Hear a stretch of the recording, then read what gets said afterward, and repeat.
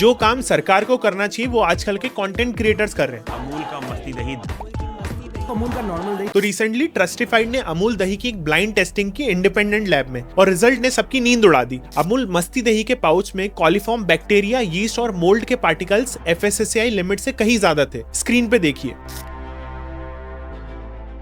जिस दही को आप अपनी गट हेल्थ इंप्रूव करने के लिए खाते हो, उसी दही में ये पार्टिकल्स क्वांटिटी इतनी ज्यादा थी कि आपको diarrhoea, vomiting, cramps, food poisoning और डिहाइड्रेशन हो सकता है, और वर्स्ट केस में आपका किडनी और लिवर भी खराब हो सकता है। बट इस रिपोर्ट पे अमूल ने सीधा डिनाई कर दिया। उन्होंने कहा ये एक मिस इन्फॉर्मेशन है, हमारा दही एफएससीआई स्टैंडर्ड्स मैच करता है, जबकि रिपोर्ट्स में साफ नजर आ रहा है। अब कौन सही है और कौन गलत ये कहना मुश्किल है, लेकिन अगर गलती है तो ये अमूल का फेल्यूर नहीं है, ये हमारे सिस्टम का फेल्यूर है, क्योंकि ये कहानी सिर्फ एक दही के पैकेट की नहीं है। ये देखो डेटा 2024-25 में पूरे इंडिया में 2.25 लाख फूड सैंपल्स टेस्ट हुए, उसमें से 20% फेल हो गए। दिसंबर 2025 की सर्वेलेंस कहती है 16% दूध पीने लायक ही नहीं था। एमडीएच और एवरेस्ट के बाद भी 12% इंडियन स्पाइसेस क्वालिटी चेक में फेल हो गए। मैकडी, बर्गर किंग, केएफसी पे रेड्स हुए क्योंकि फ्राइज में आर्टिफिशियल कलर, मायो में बैक्टीरिया और रीयूज्ड ऑयल पकड़े गए। चॉकलेट्स की बात करूं तो हर 5 में से एक चॉकलेट सेफ्टी रूल तोड़ देती है। और सबसे डरावना पनीर है। नोएडा में 83% पनीर सैंपल्स फेल हुए, जिसमें से 40% में केमिकल्स और स्टार्च था। हम आधार पैन लिंक करवाने में बिजी, और वहां एफएसआई तब तक एक्शन नहीं लेता जब तक किसी की जान न चली जाए। इंदौर में लोगों की जान गई गंदे पानी से, तो सारे शहरों की टंकी की सफाई होने लगी। पूरा सिस्टम एकदम से एक्टिवेट हो गया, और थोड़े दिन बाद वही सब ठंडा हो जाएगा जब तक अगला एक्सीडेंट ना हो। जब शैम्पू से दूध बनेगा, कलर से सब्जी चमकेगी और वैक्स से एप्पल लाल होगा, तो हेल्दी इंडिया कहां से बनेगा? सवाल ये नहीं है कि अमूल सही है गलत, सवाल ये है कि एफएससीआई क्यों सोया हुआ है, क्यों ये लोग वेट करते हैं कि किसी की जान चले जाए फिर एक्शन लेंगे।